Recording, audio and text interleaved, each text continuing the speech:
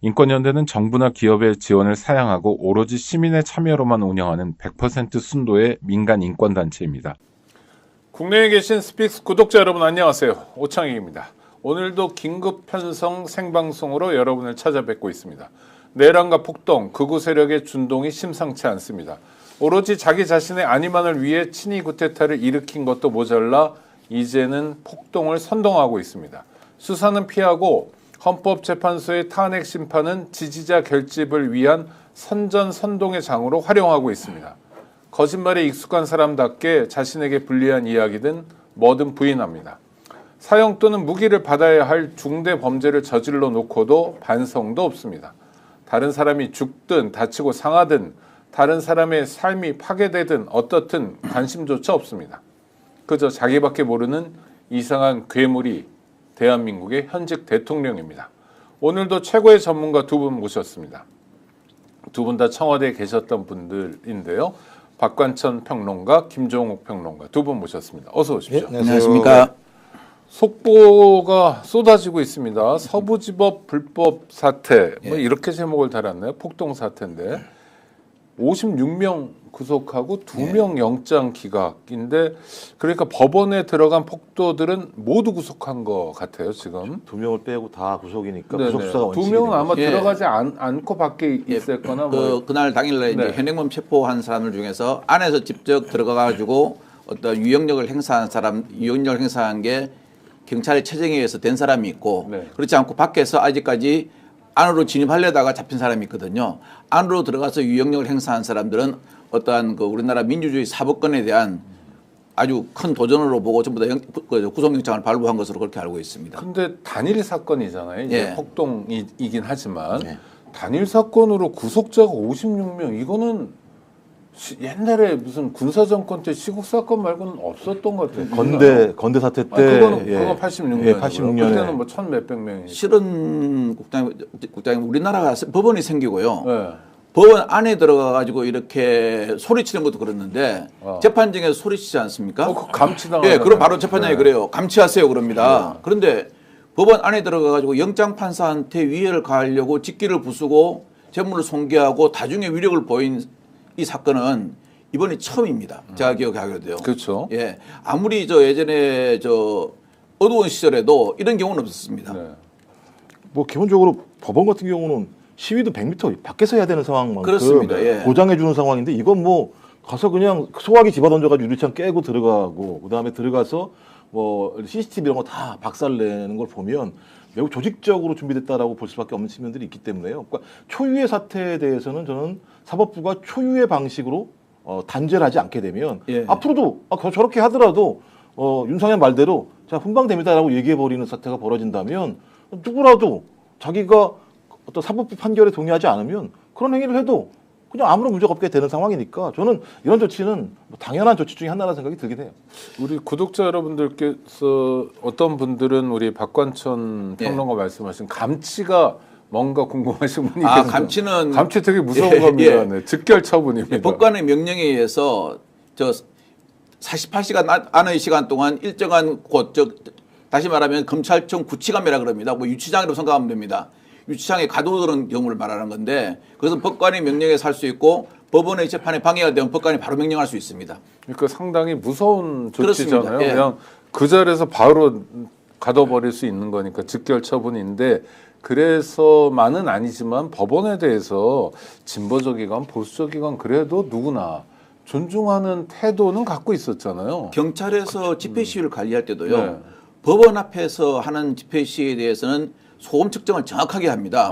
왜냐하면은 사법권이라는 것은 민주사회에서 충돌하는 이익에 대한 마지막 최후 판단 보루이기 때문에 여기에 대해서는 어떠한 사각기면 안 된다 이렇게 판단하고 보고 있거든요. 그래서 그 데시벨 측정도 아주 엄격하게 하고 있는 현재 관리하고 있습니다. 자기는 억울하다고 생각할지 모르지만 그래도 인신 구속에 대해서 감옥에 가게 되는 경우 예. 조국 씨도 그랬고 조국 대표도 다 그래도 말은 진심인지는 모르지만 법원의 판단을 존중합니다 하면서 우리가 공동체를 유지해 온 거잖아요. 그러니까 법원의 판단마저 존중하지 않는다면 한국 사회에서는 어떤 범죄를 저질렀을 때 판단할 근거, 기준 자체가 사라져버리게 되는 상황이잖아요. 그걸 이제 우리가 뭐라고 얘기하면 내전 상태라고 얘기하는 거예요. 그렇습니다. 그러니까 법치가 작동하지 않고 힘에 의해서 누구든 더 많은 숫자를 가지고 더 많은 물력을 가지고 상대를 제압하면 되는 세상, 홉스가 얘기했던 뭐 자연 상태라고 얘기할 수 있는 건데 그런 상태를 갖지 않기 위해서 우리는 법치라고 하는 계약을 만들어서 그 기준에 따라서 최종적인 판결을 얘기하는데 그것마저 무너진다면 제가 볼 때는 우리가 살아갈 수 있는 사회적인 협약 자체가 깨져버리게 되는 거죠. 뭐 민주헌정 자체의 문제가 아니라 그냥 나의 생명. 지금 보니까 국회의원들 같은 경우도 본인 스스로가 다 무장을 지금 하면서 엄청나게 협박이 심각하게 들어오는 상황이라고 얘기하잖아요. 그러니까 법치가 존재해도 문자로 그 정도로 보내서 너 죽여버릴 거야라는 얘기까지 나오는 상황이기 때문에 저는 이런 어떤 법이 무너지는 과정에서 법을 세우는 방법은 법의 단호함, 뭐 당연히 인권적인 측면에서의 것들은 고려해야 되겠습니다만 소위 법을 위반한 아주 중대한 위반. 지금 이게 소유죄 아직 적용은 안 된 것 같고 네. 뭐 내란도 아직까지는 적용이 안 된 것 같은데 저는 소유죄까지도 좀 판단을 해서 좀 법의 엄정함 이런 걸 좀 보여줄 필요가 있다고 생각합니다. 이번 서부지방법원에 들어와서 난동을 피운 게 어떤 의미를 주냐면은 잡혀온 시위대 중에 한 명은 경찰 조사에서 이런 말을 합니다. 제가 시위를 갔다가 엄청나게 수백 개를 다녀봤는데 시위를 내가 다니다 보니까 내가 이런 힘을 발휘할 때도 있네요. 저도 거기 가가지고 법원에 가가지고 뭘 때려 부수니까 자기가 무슨 날개를 단 어떤 뭐 드라큘라 같은 그래요? 예, 그러한 힘을 가지고 있다고 착각했다고 죄송하다고 그렇게 이야기를 합니다. 정말 저런 건 초유의 사태죠. 아니 근데 지금 김정욱 박사 말씀하신 누군가를 죽여버리겠다고 예. 문자를 보내면 보낸 사람이 특정되잖아요. 그렇습니다. 그렇지 않습니까? 예. 그러면 처벌받지 않습니까? 이건 아니 왜 이렇게 바보 같죠 사람들이? 근데 그렇게 하니까 저번에 석동현 변호사가 나와서 이야기했지 않습니까? 여러분 여기서 아무리 심한 말 해봐야 구속 안 되고 불구속입니다. 벌금 우리가 내줄게요. 변호사도 붙여주고. 그러니까 마음껏 뜯으세요. 이렇게 말했거든요. 저는 그게 법조인으로서 또는 사회의 어떤 지도층 아닙니까? 그래도 그 나이 정도 되면요. 할 말은 아니라고 봅니다. 아니 벌금을 받으면 석동현이 내준다는 것도 믿을 수 없거니와 그렇죠. 이 사람들 태도가 표변하니까 안 낸다 그랬어요. 아니 그러니까요. 벌금을 또 한 번 받고 두 번 받으면 이제 실형도 받게 되잖아요. 그렇습니다. 아니 이게 저는 이 폭도들도 그렇고 이게 협박하는 사람들도 뭐 우쭐하니까 그 예. 공간이 있을 거 아닙니까? 극우 유튜버의 공간에서 우쭐해서 그러는 건 그건 좋진 않지만 그렇다 치더라도 감당이 안 될 것 같은데 이 사람들 구속되면 어떻게 감당하겠어요? 아까 이제 이거 제가 볼 때 이거 내용이 너무 안 좋은 겁니다만 말씀드린 그 민주파출소에 접수된 내용인데 네네. 민주당에서 하는 거요? 예, 네. 이재명 집으로 갑시다. 머리에 바람 통하도록 공기구멍 내자. 어이구. 이재명 죽여서 이순신 동상 칼에. 이재명 박찬대 칼 꽂아버린다. 그다음에 내란 일으킨 김병주, 박선원 등 죽여버려야. 김병주, 박선원 의원이 내란을 일으켰다고. 이렇게 그다음에 그분들은 그렇게 얘기하죠. 예. 굵직한 야당 XX 하나 천국 보내고 뭐 이런 식의 글들을 올리거나 문자를 보내는 방식이에요. 근데 이건 제가 볼 땐 예를 들면 어떤 공동체가 아닌 거죠. 이 정도 상황이면 그냥 내전 상황처럼 그런 걸 올리고 있는 상황이고 이 부분에 대해서 또 국힘은 아무것도 아닌 것처럼 또 얘기를 하고 이런 것 자체가 소위 이런 폭도들 또는 이런 문자를 보내는 사람들이 그럴 수도 있다라고 얘기할 수 있는 상황을 만들어 줘 버리는 거거든요. 그래서 그렇다면 정당도 특히 국민의힘 같은 경우는 존립 근거를 잊어버렸다. 이 사람은 맨날 하는 얘기가 그거예요. 나는 폭동에 동의하지 않지만 하면서 계속 민주당 다른 것들만 욕하는 방식이 일상화돼 있거든요. 프레임 전환이죠. 네, 저는 그렇다면 그 사람들 같은 경우는 정당으로서 존립할 수 없다라고 하는 것을 스스로 자기 입으로 실토하는 거다라는 생각이 들어요. 제가 저 내란 사태 직후에 경찰청장을 지냈던 분하고 좀 있을 시간이 있었는데 수사를 10년, 100년, 1000년이라도 해야 된다 막 이렇게 굉장히 단호한 그렇죠. 의지를 보이는데 예. 경찰 쪽은 부상당한 사람도 꽤 많더라고요. 아마 그날 국힘에서는 그렇게 얘기하더라고요. 저 권선동 의원이 그 다음 폭동 다음 119 폭동 다음 날 경찰이 방패로 시위대를 찍었다 그러는데 네. 나온 사진을 보면은 경찰이 방패를 빼서 시위대가 경찰을 찍는 사진만 나오고 그러니까요. 그 방패를 맞고 피를 흘리는 사진이 나옵니다. 저는 그 부분이 도대체 뭘 보고 하는지 모르겠고요. 우리 사회의 어떤 공권력이나 사법권이 무너지면 있지 않습니까? 그것은 사회가 더 이상 공동체라는 게 존재할 수 없는 거죠. 그래서 네. 그런 부분에 대해서는 아주 엄격하고 단호하게 처벌해야 됩니다. 저는 이 관련된 부분이 있지 않습니까? 특히 이제 이들을 선동한 세력이 있지 않습니까? 제일 비겁한 게 그거거든요. 선동하고 뒤에 빠져가지고 조종하고 숙부하는 게 제일 비겁한 거 아니겠습니까? 차라리 자기가 떳떳하면은 마스 벗고 나와가지고 자기가 광장에서 외치면 되는 겁니다. 근데 그렇지 못하고 뒤에 선동만 하고 좀 위험하면 빠지고 또 어떤 유튜버는 그랬더라고요. 내 얼굴 나온 거 제발 내려달라고 동료 유튜버들한테 울면서 호소했다 그러더라고요. 아니 그래야 할 거면 왜 그걸 하죠? 아니 근데 그래서 내려주면 처벌 안 받을 수 있나요? 아니 그러니까요. 그러니까 전 왜 이렇게 바보 같죠 사람들이? 그래서 참 저는 그게 이해가 안 되고 과연 저 사람이 그러면지 아니면 단순히 부안해동하는 건지 그런 부분에 대해서 참 의문을 가지고 있습니다. 아니, 전 이해가 되는 게 이제 네. 어제 윤석열이 헌법재판소에서 했던 얘기. 자기는 아무것도 안 했어. 부하들이 다 했어. 이런 얘기를 하고 있잖아요. 예. 대놓고. 아, 윤석열이 한 건 나라 걱정이 있더라고요. 자기 나라 걱정만 했다는 거예요. 그러니까요. 부정선거, 근데 이제 하이브리드 전쟁. 수하들이 알아서 네. 했다라는 얘기인데 오늘도 국정조사 할 때 이상민 네. 전 행안부 장관 단전단수에 대해서 아무런 증언도 하지 않고 있어요. 다 소방청장 같은 경우는 전화를 받았다고 본인이 직접 예. 소위 국회에서 얘기를 했는데도 불구하고 자기는 거기에 대해서 증언할 수 없다라고 얘기하는 작태들. 그러니까 단전단수가 어떤 겁니까? 소위 MBC 이런 데다 단전단수 한다라고 얘기하는 건 방송 자체를 갖다가 편성이 안 되게 만들어버리는 일이거든요. 그것도 일반적인 방식이 아니라 소방청이니까 가서 그냥 끊어버리는 얘기, 폭력적으로. 그런 지시를 했다라고 하는 것을 소방청장이 얘기했는데 그 지시를 했던 자는 증언할 수 없다라고 얘기하는 상황들. 그러니까 위에가 그 모양 그 꼴이니까 당연히 폭도들은 그렇게 하는 거죠. 따라 배우는 거죠. 뭐. 증언할 수 없다. 이상민 전 행안부 장관이죠. 충암 나온 사람. 내란 사태에서 굉장히 중요한 역할을 했던 사람인데 이상민 씨의 육성을 한번 들어보겠습니다.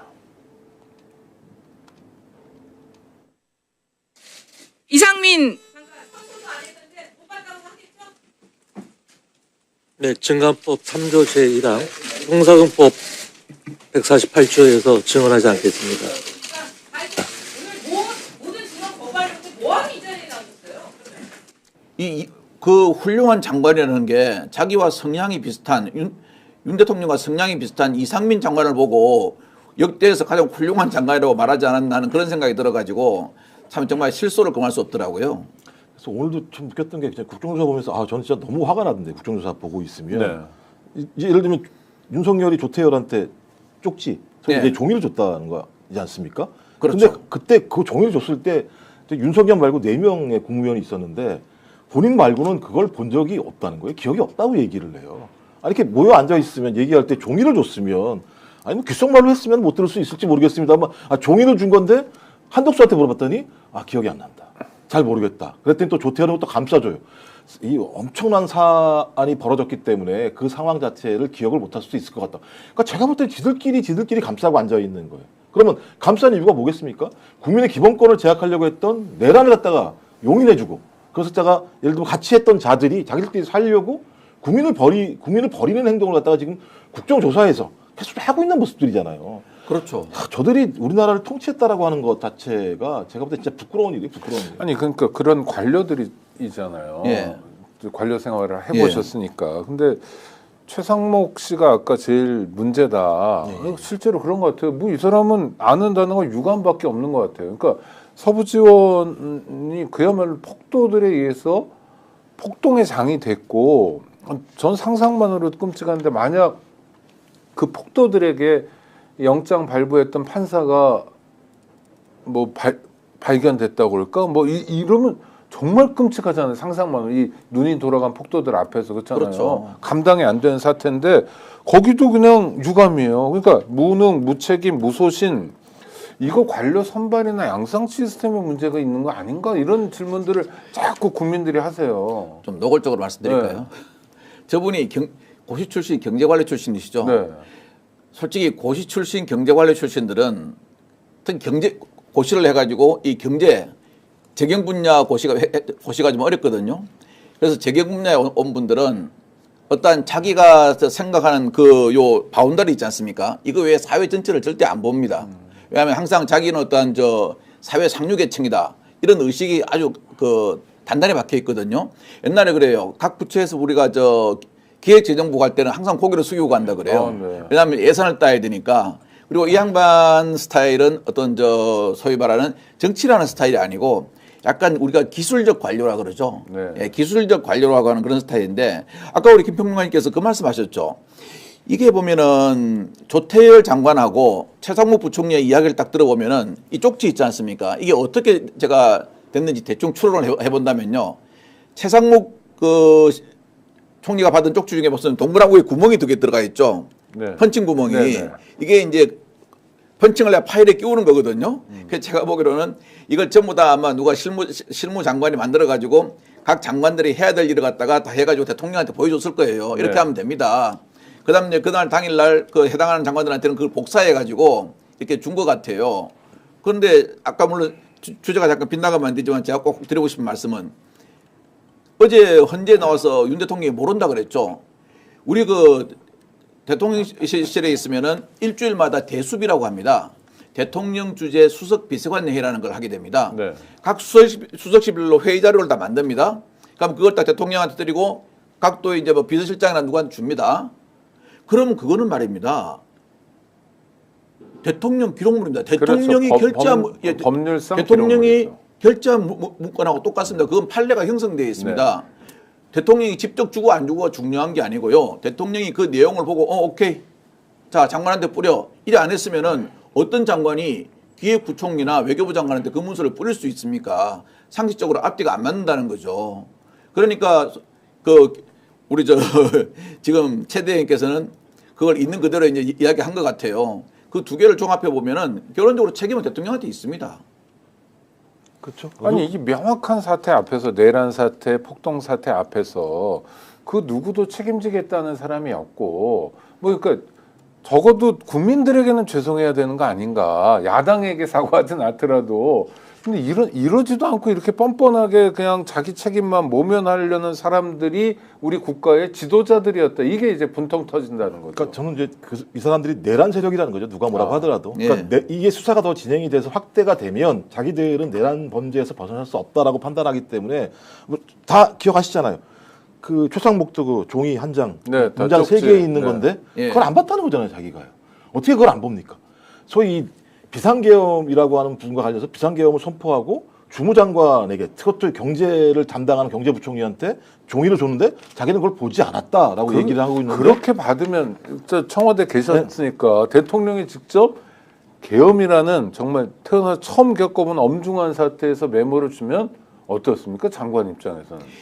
이거 약간 떨리면서 이렇게 받지 않아요? 순간 스크린 아니, 쫙 떼고? 줬다는 건 네. 지시 목록이 있는 그러니까요. 거예요. 뭘 그렇죠. 집행하라고 하는 게 있는 건데 그 주요한 내용 중에 국회 예비비 다 끊어버리고 비상입법기구 예산 마련하라고 얘기했으면 이건 그냥 내란이나 마찬가지거든요. 왜냐하면 비상계엄이라고 하는 것을 해제할 수 있는 유일한 권한이 국회밖에 없는 건데 그렇죠. 그 국회 예비비를 끊어버리고 비상입법기구를 만드는 예산을 만들려고 하면 그 종이 보는 순간 이거 제가 볼 때 이건 내란이에요. 무조건. 근데 그 똑똑한 말씀하신 것처럼 재경부 네. 관리라는 거 하는 게 그 시험 제일 높게 나온 사람들이 들어가는 사람들 그리고 모든 어떤 그 정부 부처를 좌지우지하는 사람들인데 그 종이를 보지 않았다.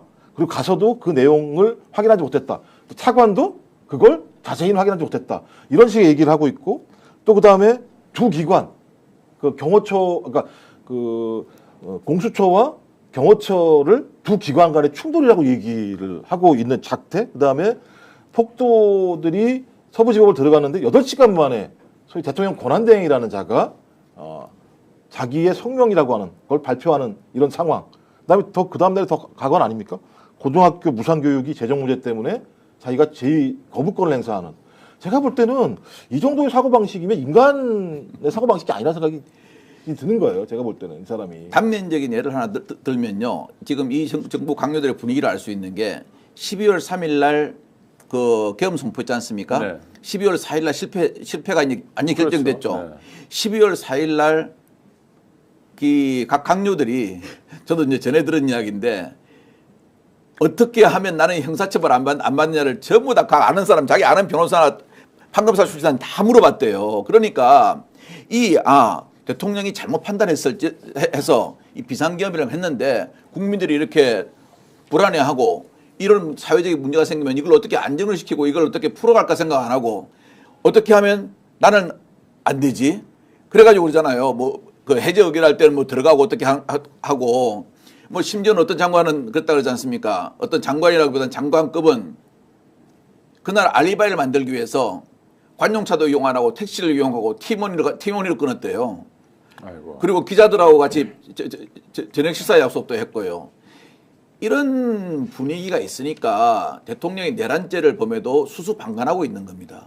그리고 전부 다 하는 것은 저 사람이 어떻게 진술하는 거에 따라서 나는 상관 없으면 피해가고 저 사람이 진술하면 난 이렇게 빠져나가고 이 생각만 하고 있는 거죠. 그러니까 그런 짓거리를 하니까는 그 폭도지라고 하는 사람이 대중교통 이용할 때도 카드 사용 안 했다는 거잖아요. 네. 현찰을 냈다는 거잖아요. 네. 그러니까 똑같이 이제 따라 배우는 거예요. 그러니까 윗물이 저 모양이니까 아랫물도 따라하면서 자기가 하는 행위 자체가 범죄라고 생각하니까 카드를 사용하지 않고 현금을 사용했겠죠. 그러니까 제가 볼 때 저들은 다 지금 범죄 행위를 감추기 위한 소위 공동체라고 볼 수밖에 없는 거죠. 범죄에 대한 의식이 명확히 있다는 거죠. 자, 이렇게 고관대작들이 나라를 버렸지만 우리 국민들이 나라를 구하고 있습니다. 그래서 스픽스에서 오늘 긴급 편성하면서 몇 가지 주요 뉴스 알려드리려고 하는데요. 첫 번째, 내란 국조특위가 1차 청문회죠. 오늘 오전 10시부터 국회에서 열리고 있습니다. 청문회는 오늘을 시작으로 해서 2월 4일과 2월 6일 모두 세 차례에 걸쳐 열립니다. 청문회 증인으로 채택된 윤석열 대통령과 최상목 대통령 권한대행은 출석하지 않았습니다. 내일이죠. 목요일에 헌법재판소가 윤석열의 탄핵 사유를 판단하기 위해 김용현 전 국방부 장관을 증인으로 불러 본격적인 신문 절차에 들어갑니다. 윤석열은 탄핵 심판 변론 때마다 모두 참석하겠다고 밝혔고요. 내일 두 사람의 만남이 이루어질 것 같습니다. 충암고등학교 선후배 사이죠. 세 번째, 구속 이후에도 공수처의 출석 요구에 거듭 불응하고 있는 윤석열에 대한 강제 구인을 잇따라 실패한 공수처가 다시 강제 구인이나 구치소 대면 조사에 나설 계획입니다. 오늘이죠. 오는 28일 1차 구속기간 만료를 앞두고 어떤 방법으로든 윤석열에 대한 조사가 시급하게 됐습니다. 네 번째, 마지막 뉴스입니다. 여야가 2월 임시국회 일정을 잠정 합의했습니다. 2월 임시에는 10일과 11일에는 교섭단체 연설을 진행하고 12일부터 14일까지는 대정부 질문을 실시하는 방안이 유력합니다. 네, 말씀 이어가도록 하겠습니다. 극우 유튜버 얘기가 자꾸 나옵니다. 예. 이 사람들이 실제로 내란을 선동했고 또 폭동도 선동했고 심지어 교사했다. 어떻게 수사가 좀 진행돼야 되는 겁니까? 지금 경찰청에서도 그걸 수사한다 그럽니다. 네. 왜냐하면 그 당시에 폭동을 할 때 유튜버가 자기와 함께 3단계가 있습니다. 첫째, 구속영장이 딱 발부가 된 것이 나왔지 않습니까? 그러니까 그럽니다. 구속영장이 발부됐단다. 이제 서부지방법원을 다 때려 부셔야 된다. 차은경이를 죽여야 된다. 전부 다 지금 누워서 잘 때가 아니다. 이런다라면서 이 소위 말하는 내란 세력들을, 시위 세력들을, 폭동 세력들을 깨웁니다. 네. 그럼 저도 부시에서 막 일어나서 들어가거든요. 깨운 게 이제 방송을 통해서 깨우는 예. 거죠. 방송을 그러니까 너 옆에 예. 사람 깨워 뭐 이런 거죠. 그렇습니다. 예. 깨우고 또 이 사람들이 안으로 들어가니까 어떤 방송이 나왔냐면 저는 그날 그걸 생중계로 봤거든요. 네. 어떤 사람이 또 어떤 게 있냐면 뒤에서 막 손짓하며 따라 들어오라고. 나중에 보니까 어떻게 하냐면 처음 들어가는 사람들이 막 깨부수고 하는 걸 갖다가 그대로 유튜버가 방송을 해줍니다. 네. 그러니까 선봉대가 저렇게 들어가고 있는데 당신은 뭐 하냐 이런 식으로 해가지고 또 이제 참가하지 않는 사람은 참가를 준동하는 거죠. 그래서 이런 준동 세력에 대해서는 반드시 처벌을 해야 되고요. 그다음에 이런 사람들이 지금 현재 전부 다 한 며칠 정도 방송을 중단하고 있다 그러거든요. 네. 중단하고 있어도 도망갈 곳이 없습니다. 이건 반드시 처벌해야 됩니다. 뭐 그 사람들이 실제로 그렇게 했으면 범죄가 여러 가지가 구성되겠네요. 그렇습니다. 그렇죠? 예. 내란 선동도 있을 거고 소요는 선동죄가 없을 것 같긴 한데. 내란 선동은 딱 떨어지죠. 왜냐하면 네. 법원이라는 것이 헌법기관이지 않습니까? 네.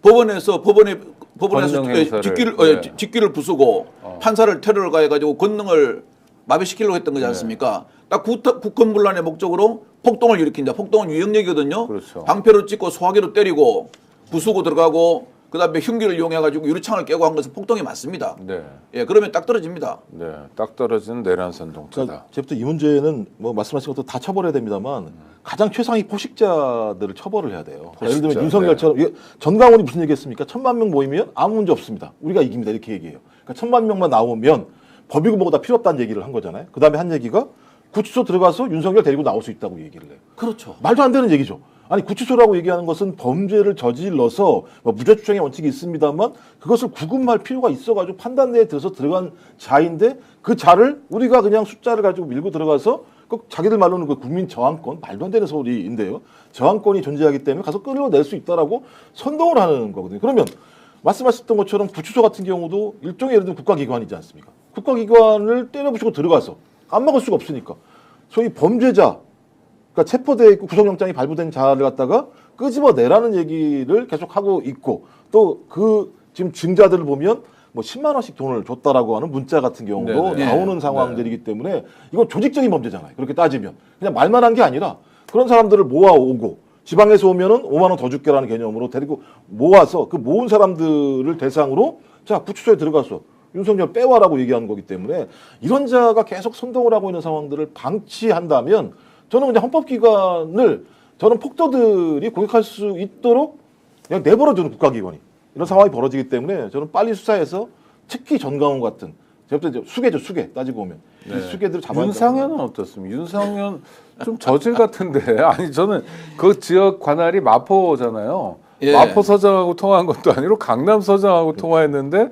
강남 서장은 윤상현 전화번호도 저장 안 돼 있고 뭐 아니 좀 이상한 사람 같아요. 저도 그 윤상현 의원은 모른다고 말하지 않겠습니다. 네네. 안 하겠는데 안다는 그 말이겠죠. 저는 요번에 예전에도 이 사람이 여러 가지 기획이 많았지만 요번에 하는 행동을 보고요. 정말 실망했습니다. 아니 물론 국회의원들은 표에 죽고 표에 산다 그럽니다. 정치인들은. 근데 아무리 그 뭐고 이삭죽기를 한다 그래도 현 대통령이 자기 당 대통령이 탄핵을 당하고 관저에 지금 현재 그 직무정지된 상태에 있는데 그걸 이삭죽으로 간다면요.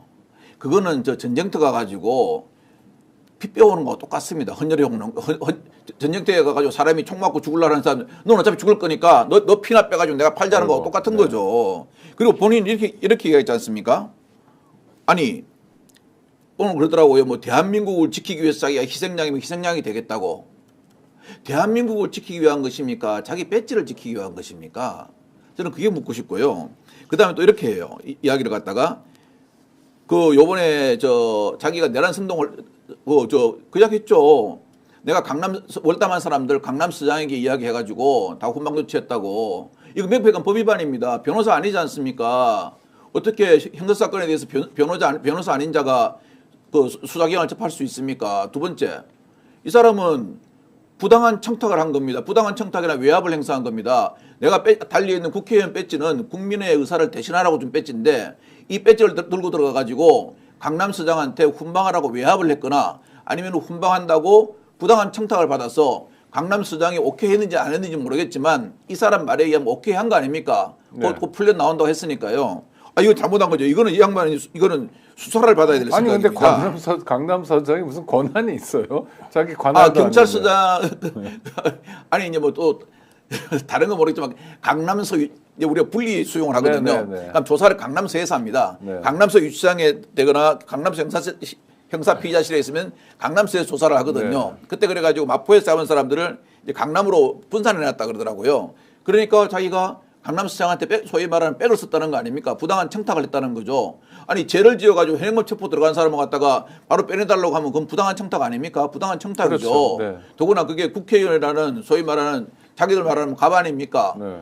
소위 갑질한 거죠. 이거는 윤상현 의원은 범죄를 저질렀는데 범죄를 저질렀으면 자기가 그렇게 수사를 받아야죠. 청탁을 받은 또 요구를 받은 강남 서장이 실제로 풀어주나요? 이런 걸요? 가능한가요? 이제 그런 경우가 솔직히 왕망이 있습니다. 제가 뭐 아니 근데 이런 거짓말 안 시국 하겠습니다. 사건에서 예. 특히 이제 시국 사건에서 나와가지고 주로 선동한 국회의원들 있지 않습니까? 네네. 이 사람은 자기가 뭔가 내가 힘이 있다는 걸 보여줘야 또 선동 세력에 몰리지 않습니까? 네네. 그러니까 이제 이런 경우가 있는데 그걸 또 국회의라는 사람이 자랑을 합니다. 그래 했다고. 그런데 이 양반이 있지 않습니까? 저는 지금 내란죄로 탄핵을 당했죠, 윤 대통령이요. 네. 근데 윤 대통령을 지키겠다고 이런 행동을 했다면은 저는 이 양반이 옛날 장인한테 참 잘못 배운 것 같습니다.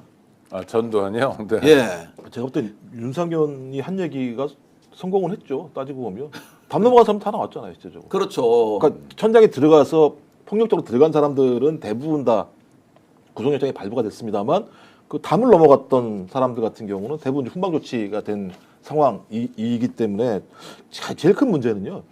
국민의힘의 극우화가 문제입니다. 그러니까 자기의 정치적 미래라고 얘기하는 건 어떤 형태로든지 당직이든 더 높은 곳으로 올라가야 되는 사람. 윤상현도 마찬가지일 거고요. 아마 윤상현의 꿈은 당장 당대표가 되는 꿈이 있을 겁니다. 그러려면 어떻게 해야 됩니까? 표를 모아야 되거든요.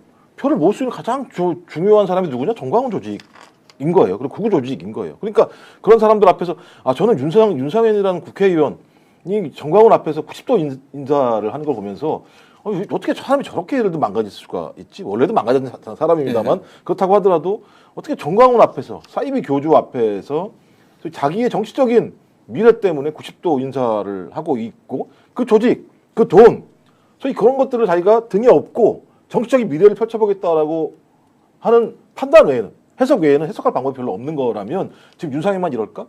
저는 국민의힘의 많은 의원들이 소위 이런 조직들을 등에 업고 국민의힘 내부에서 미래 정치들을 도모하겠다라고 하는 생각이 있을 거라 생각이 들어요. 좀 그렇다면 국민의힘은 가면 갈수록 진짜 그야말로 위원 정당이 될 가능성이 높아지고 있는 것이다.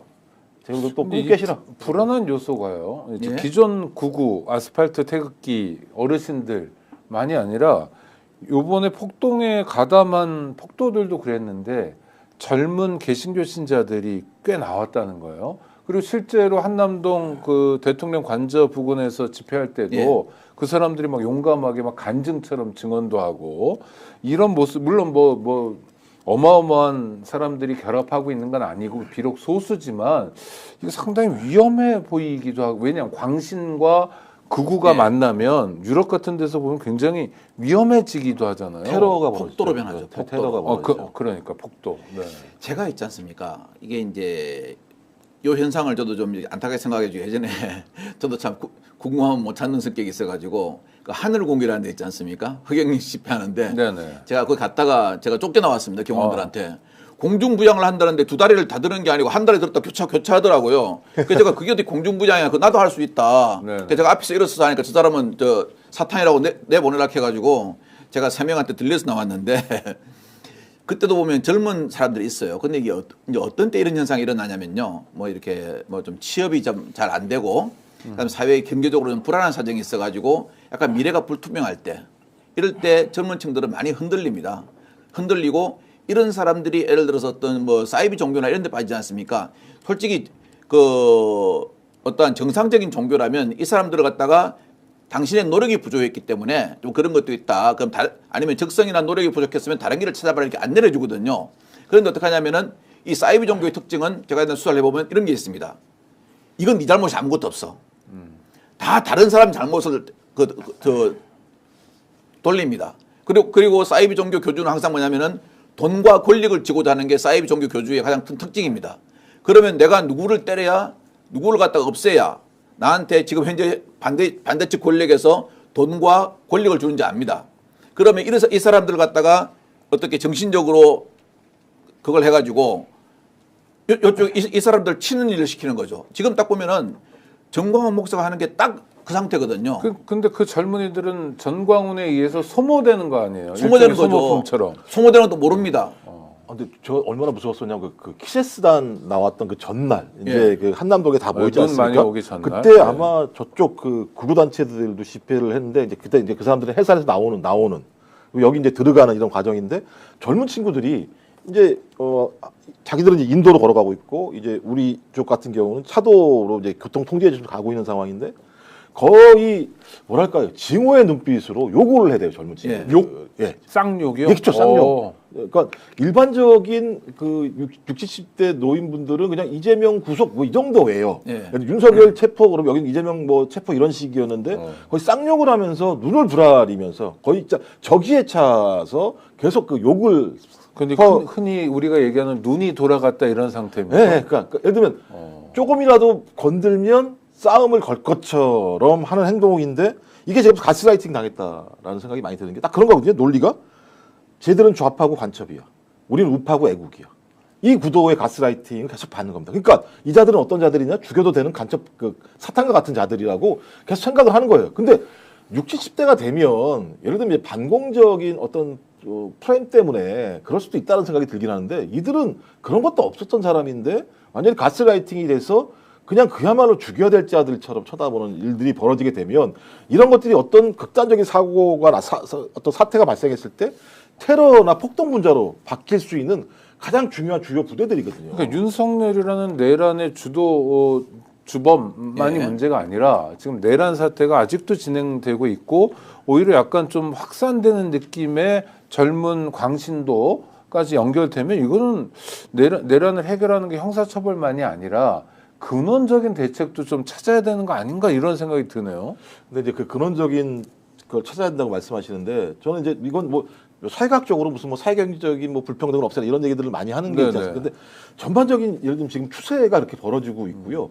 우리 한국, 그러니까 전 세계, 그러니까 2023년도에 전 세계와 관련해서 여론조사를 한 게 있습니다. 미국에 있는 아주 유명한 지금 여론조사 기관인데요. 갑자기 지금 제가 이름이 생각이 안 나는데 거기서 조사를 했더니 한국 같은 경우가요.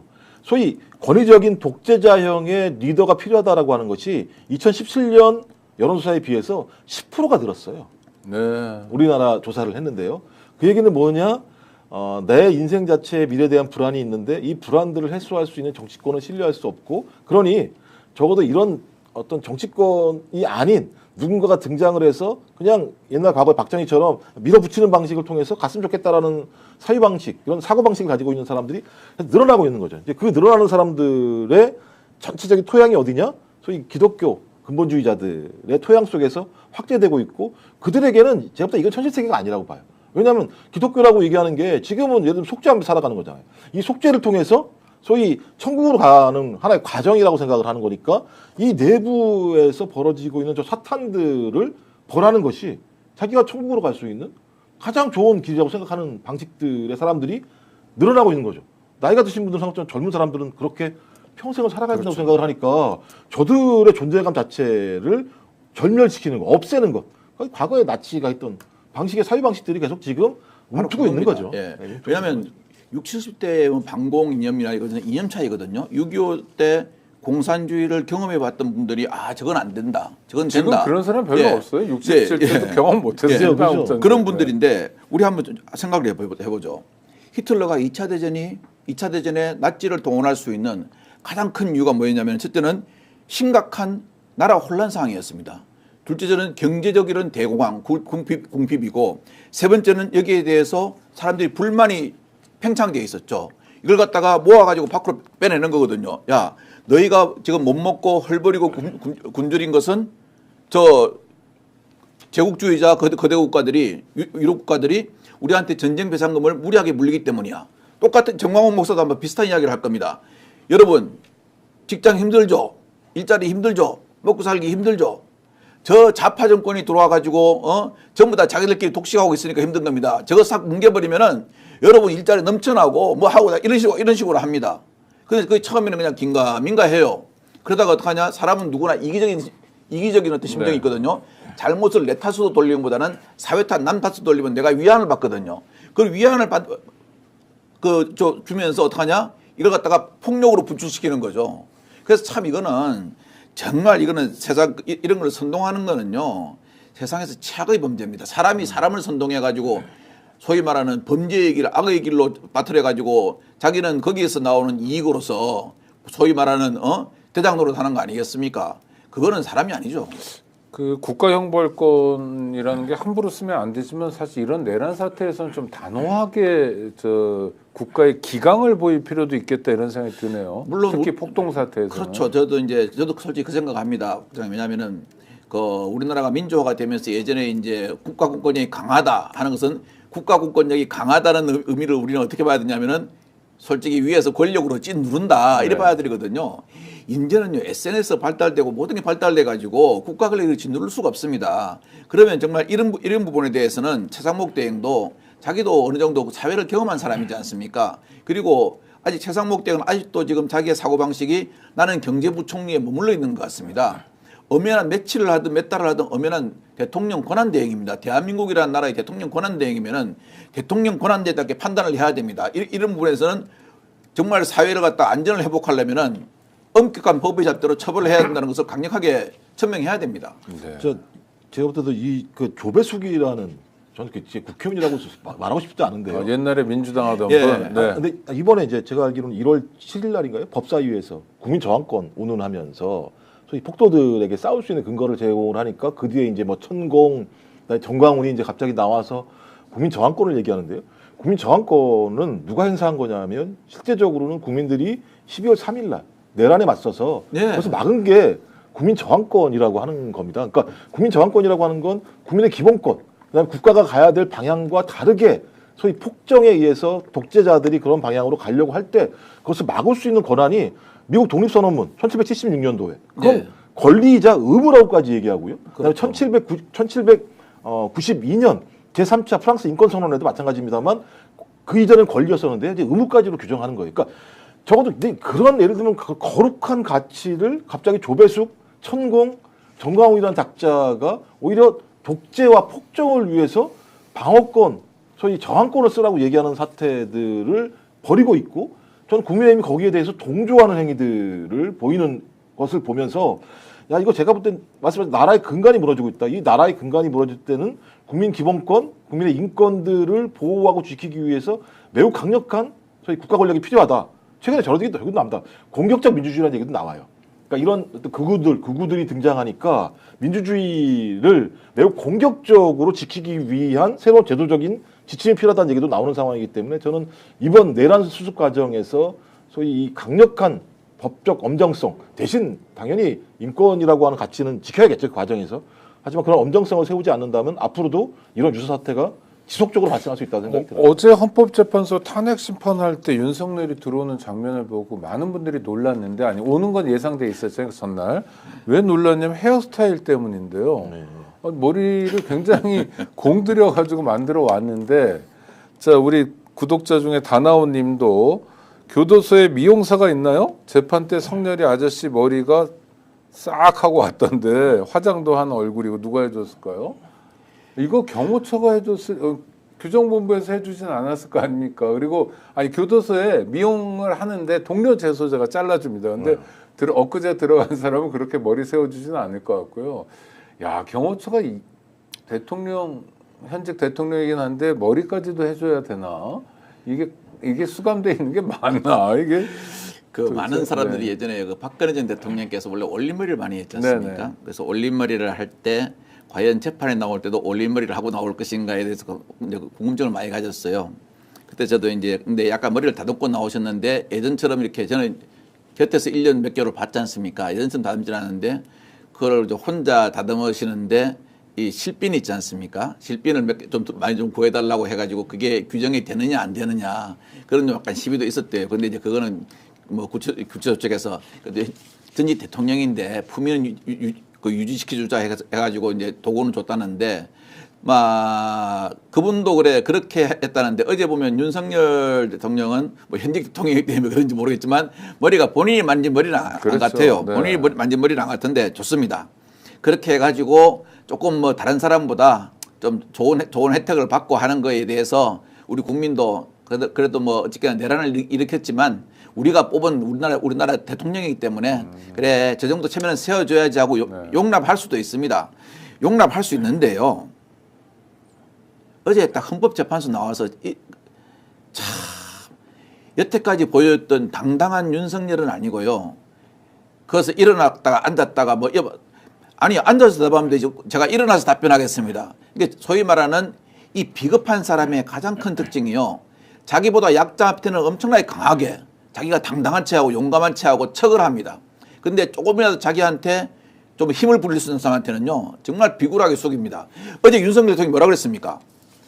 헌법재판관들이 업무가 많은데 헌법재판관들한테 또 하나 그 짐을 줘서 미안하다고요? 헌법재판관들한테 사과할 게 아니고요. 이 사태를 만든 이 사회의 난동을 만든 이로써 피해를 보는 국민들한테 사과를 해야 되는데 국민은 안중에도 없는 거죠. 그러니까 제 양반 사고방식은요. 애시당초부터 우리나라 대통령 감이 아니었습니다. 근데 사실 사람에게 비난을 할 때 저는 가장 나쁜 욕이 약자에게 군림하고 강자에게 비굴한 게 정말 인간으로서는 정말 형편없는 인간이잖아요. 아주 종자가 나쁜 인간이다 싶은데 현직 대통령이 그렇다. 그래 놓고 끝나고 또 병원 가잖아요. 안과 치료한다고 그래가지고 저녁 9시까지. 제가 안과 가보는데요. 그렇게 시간이 많이 안 걸려요. 수술도 아닐 텐데. 그렇죠. 그러면 제가 앞뒤로 빵이 아닌 곳에서 좀 쉬는 거 아닙니까? 자기 편한 곳에서. 그런 거죠. 그러니까, 왜냐면 7시인데 네. 뭐 시간도 떠요. 그러니까 범죄자이면서 직무정지된 대통령이라는 두 가지 위치에 있는 상황인데 경호처가 그 말을 다 들어주면서 병원까지 가서 9시까지 그런 얘기를 하고 있고, 그다음에 자기에게 제기되고 있는 모든 의혹은 다 부하한테 돌리고, 제가 제일 놀랬던 게 그 최상목한테 줬다라고 하는 종이를 가물가물하다라는 표현을. 네. 야, 진짜 아니 가물가물하다는 게 말이 됩니까? 그러니까 완전 법꾸라진 거예요. 아니라고도 얘기 안 하고 기라고도 얘기 안 하면서 가물가물하다. 나중에 가면 줬다는 거야 안 줬다는 거야. 가물가물하다. 계속 이런 얘기만 할 거거든요. 그러니까 법적으로 자기에게 해가 될 만한 내용, 위증 같은 경우도 아니고 인정하는 것도 아닌 계속 물타기만 하고 앉아 있으면서 아스팔트라고 얘기하는 그분들한테는 계속 나를 위해 싸워달라라고 내란을 갖다 선동하는 행위들을 하고 있는 저런 자를 또 김성훈 같은 이런 인간 쓰레기 같은 인간들이 경호를 하고 있는, 죄송합니다. 아시는 분인지 잘 모르겠습니다. 아니 진짜 그 사람 그런 욕 들어야 돼요. 예, 이 사태를 보면 이거 제가 볼 때 진짜 초현실적인 상황. 국민이 보면 진짜 연불이 나죠. 연불이 날 정도의 상황이기 때문에 이걸 언제까지 봐야 되지? 제가 볼 때 진짜 국민들은 화가 너무 나실 것 같아요. 제가 잘 아는 정신과 의사 한 분이요. 이런 네. 말을 하더라고요. 지금 12월 3일의 사태에 대해서 대통령도 기억이 가물가물, 총리도 당황스러운 상황이라서 잘 기억 못하겠다, 국무위원도 다 기억을 못하겠다 그러는데 이게 정신과적으로 봤을 때 말이 안 되는 소리래요. 왜냐하면 저보고 딱 물어보더라고요. 우리 다 시험 쳐보셨죠, 학교에서. 시험 칠 때 그 쉬는 시간에 시험 나올 만한 거 몇 개 본 것은 평생 기억갑니다. 당황한 상황이기 때문에요. 당황한 사람일수록 사람의 기억은 한번 눈으로 들어오거나 귀로 도지 않습니까? 그럼 장기 기억으로 메모리가 된대요. 그거는 정신과 의사가 그렇게 이야기를 합니다. 그런데 전부 다 기억이 안 난대요.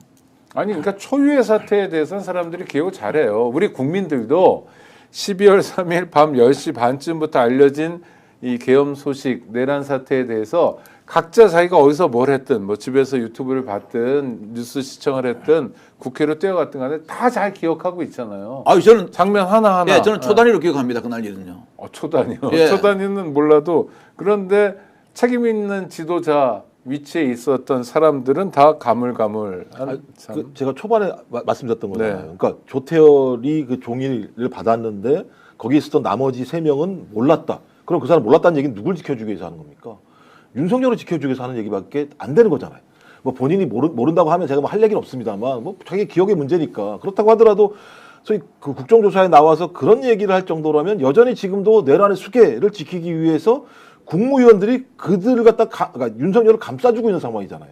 그럼 자기들 스스로가 나는 내란의 동조자야, 주요 임무 종사자야라고 스스로 선언하는 거라고 전 보이는데, 그런 행위들을 이 TV 화면이 보이는 앞에서 하고 있다라는 이 작태를 보면 저들은 진짜 뭘 위해 존재하는 거지? 공무원이 뭔지를 잘 모르나?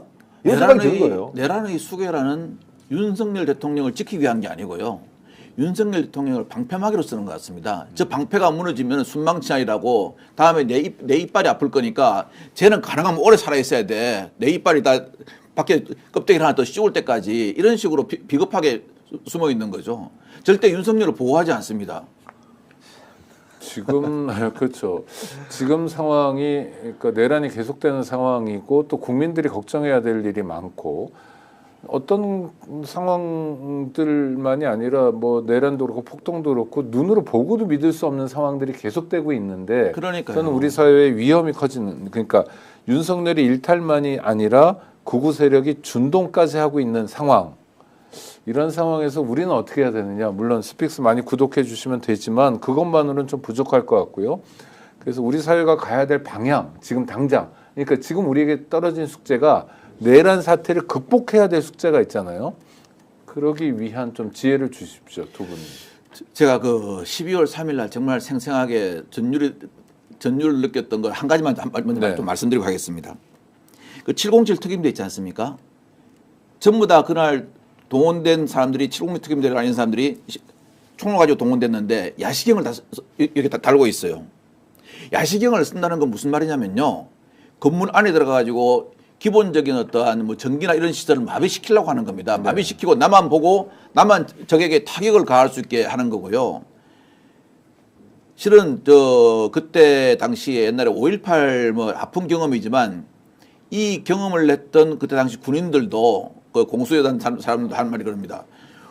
아니 저렇게 중무장을 하면 저거는 전쟁하러 가는 거지 단순한 어떠한 그거 하러 가는 게 아니랍니다. 자기들도 뭐 갔던 사람분이 하는 말이 처음에는 그 진압봉 있지 않습니까? 그걸 위주로 사용을 했다 그럽니다. 총은 전부 다 뒤로 해가지고 다 5.18 때 그랬죠. 네, 그랬다는데 이거는 총을 앞으로 해가지고 이거 보면 손도 그래요. 저는 이제 그걸 교육을 봐서 봤지만 손을 갖다가 그 방아쇠 있지 않습니까? 옆에 이렇게 되고 있어요. 네, 이걸 바로 내려서 당기겠다는 소리하고 똑같은 거예요. 그래서 이런 상황이면은 이거는 거의 전쟁인데요. 저는 그렇게 생각합니다. 요번에 정말 우리가 한번 안 겪어야 될 초유 사태 두 가지. 현직 대통령이 내란을 일으킨 사태. 그다음에 사법부가 이 내란 일으킨 사람들의 어떠한 그 종용이나 선동에 의해서 법원이 침탈돼 가지고 유리창을 깨고 법관이 한 판결이나 결정에 대해서 그 판결을 한 법관을 갖다가 뭐 정말 쌍욕을 하면서 위해를 가하려고 그랬잖아요. 이 부분에 대해서는 저는 진보와 보수도 없고 여와 야도 없어야 된다고 생각합니다. 지금 여당도 야당 될 수 있고 야당도 여당 될 수 있습니다. 사람이라는 것은 바뀌어가면서 내가 진보적인 사고방식을 갖고 있지만 보수가 될 수도 있고요. 또 보수가 진보가 될 수도 있는데 이건 우리 사회의 공동체를 무너뜨리고자 하는 행위거든요. 이 부분에 대해서는 저는 정말 좀 국민들이 그 단합된 의견으로 해가지고 엄한 처벌을 하고 이 사람들 있지 않습니까? 저는 솔직히 이런 폭동을 준동하는 사람들이 솔직히 자기가 진보적인 철학이 있거나 보수적인 철학이 있거나 어떤 주관이 뚜렷해서 한 거 아니에요. 그 기회를 이용해 가지고 자기의 어떠한 뭐 권력이라든지 경제라든지 이득을 얻기 위한 거 아니겠습니까? 그래서 그런 걸 갖다가 철저하게 못 얻도록 그런 어떤 그게 기생충이죠. 사람 몸에 들어와 가지고 사람이 음식 먹으면은 그 약물 빨아먹고 살면서 그게 사람을 죽게 만드는 게 그게 암덩어리고 기생충 아닙니까? 그건 우리가 같이 다 박멸하는데 좀 신경을 써야 된다는 생각이 듭니다. 네, 우리 김종욱 평론가님. 네, 저는 2025년 역사적 재판이 벌어져야 된다고 생각을 합니다. 그래서 모든 국민들이 그 재판이 어떤 방향으로 가는지에 대해서 명확히 알 필요가 있다. 우리 같은 경우는 친일 잔재를 청산하지 못함으로써 소위 일제 잔재가 독재와 사회 경직성들을 만들어내는 중요한 원천으로 작용을 했고요. 독일 같은 경우도 마찬가지입니다만 나치의 잔재를 제대로 청산하지 못했습니다. 실제적으로. 그러면서 유럽 사회에 남아있는 그런 나치의 잔재들이 지금 극우 세력들이 등장하게 된 중요한 토양 중의 하나였습니다. 전 그렇다면 소위 1945년부터 1948년까지 이루어지지 못했던 우리의 어떤 친일 잔재 청산의 문제를 다시 한번 좀 바라보면서 2025년 소위 국민의 기본권을 제약하고 국민의 인권을 갖다 유린했던 내란 사태의 범죄자들과 그것들을 계속 유지하면서 극우의 준동들을 야기하고 법원에 난입해서 폭동을 했던 자들에 대한 역사적 단죄, 역사적 재판 자체가 우리 국민 모두가 같이 토론하고 지켜봐야 될 대목이고 거기에 대한 판사들의 아주 엄중한 재판 절차, 단죄가 필요하다고 생각하고요.